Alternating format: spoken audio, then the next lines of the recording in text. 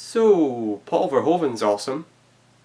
So awesome, in fact, that modern day Hollywood has seen fit to try and rectify that and turn every one of his colourful, violent and humorous movies into gunmetal grey serious fests with more gruff protagonists and loud noises than you can shake a three-breasted hooker at. Basically what I'm trying to say here is, Starship Troopers, run while you still can! So, as a tribute to our favourite crazy Dutch person, I decided to watch Flesh and Blood, a film starring Rutger Hauer, tits, Jennifer Jason Leigh, tits, and Brian James. And a dog.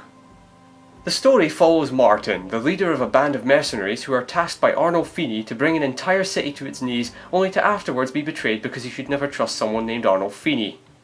Understandably, Martin thinks this is all jolly well unsporting, so he and his group of stab artists kidnap Agnes, the virginal bride-to-be of Arnolfini's son, Stephen. What I expected from this was a fun, if not violent, action-adventure about a group of charming troublemakers getting up to all sorts of nonsense as they evade the authorities, but what I got was the 16th century equivalent of a group of Neds kidnapping a teenage nun and driving her around whilst cackling in her face and making repeated attempts to rape her. Yes, the problem here is that Martin and his band are a bunch of insufferable cunts, and not the lovable rogues that the film seems intent on trying to convince you they are. Not that Agnes and Stephen drum up any particular likability either, since they fall in love in the span of about 2 minutes and then proceed to spend a good majority of the film not interacting in any way, shape or form. Well, it's not entirely unconvincing. I mean, I'm sure we all remember our own first kiss beneath 2 rotting dead men. When a man is hanged, he comes, and his semen spills to the ground. Yeah, I learned that the hard way.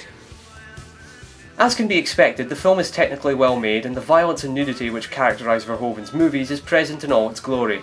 Trouble is, you spend most of your time as a viewer trying to figure out who you're supposed to be rooting for.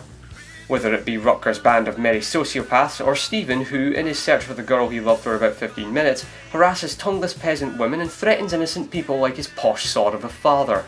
Really, the one most deserving of being followed in this film is Captain John Hawkwood, played by Jack Thompson, who potentially had a much more interesting character arc.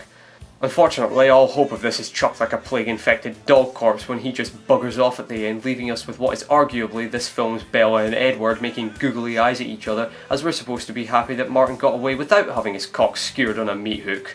Decent action aside, the film doesn't really live up to expectation and never really reaches the enjoyment factor of his later work. Rutger's good as always, and Jennifer Jason Leigh is frequently starkers, but Paul, as much as I love you, tits aren't always enough. Fucking hell, did I just say that? What's wrong with me?